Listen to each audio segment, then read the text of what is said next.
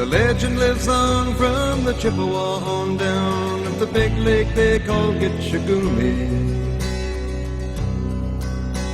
The lake, it is said, never gives up her dead when the skies of November turn gloomy.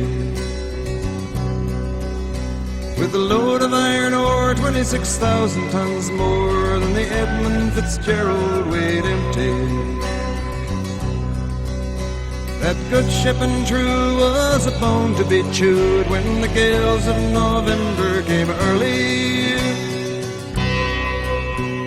The ship was the pride of the American side, coming back from some mill in Wisconsin. As the big freighters go, it was bigger than most, with a crew and good captain well seasoned, concluding some terms with a couple of steel firms when they left fully loaded for Cleveland. Then later that night when the ship's bell rang, could it be the north wind they'd been feeling?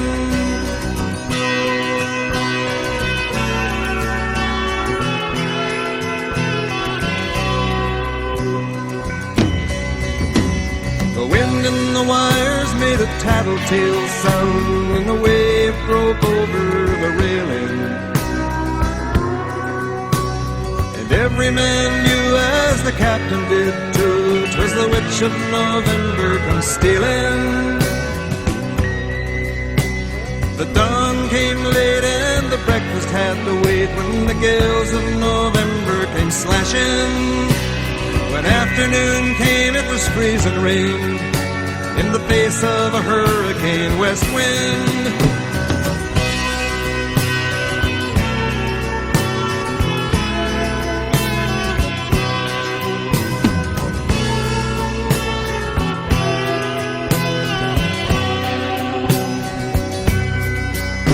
When supper time came, the old cook came on deck saying, "Fellas, it's too rough to feed you." At 7 p.m. a main hatchway caved in. He said, "Fellas, it's been good to know ya." The captain wired in, he had water coming in, and the good ship and crew was in peril. And later that night, when his lights went out of sight, came the wreck of the Ed Fitzgerald.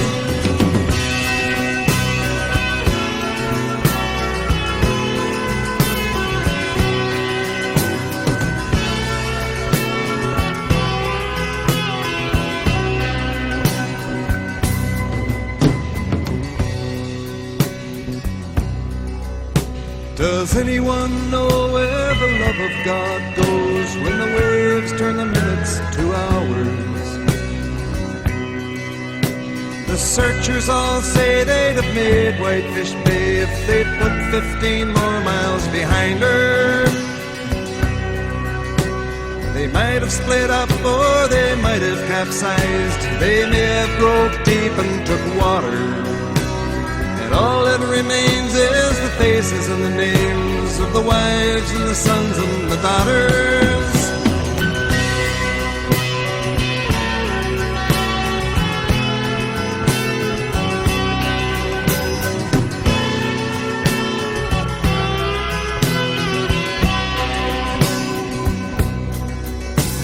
Lake Huron rolls, Superior sings in the rooms of her ice-water mansion. Old Michigan steams like a young man's dreams. The islands and bays are for sportsmen. And farther below, Lake Ontario takes in what Lake Erie can send her. And the iron boats go, as the mariners all know, with the gales of November remembered.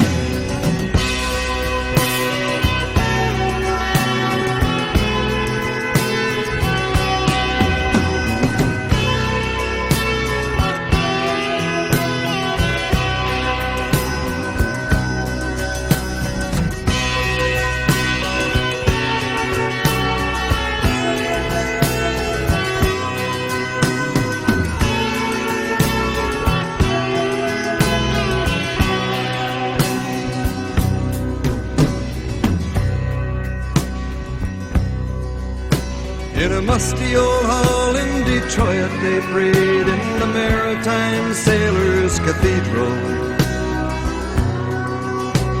The church bell chimed till it rang 29 times for each man on the Edmund Fitzgerald.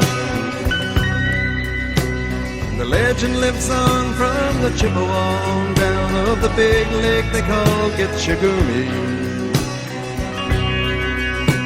Superior, they said, never gives up her dead when the gales of November come early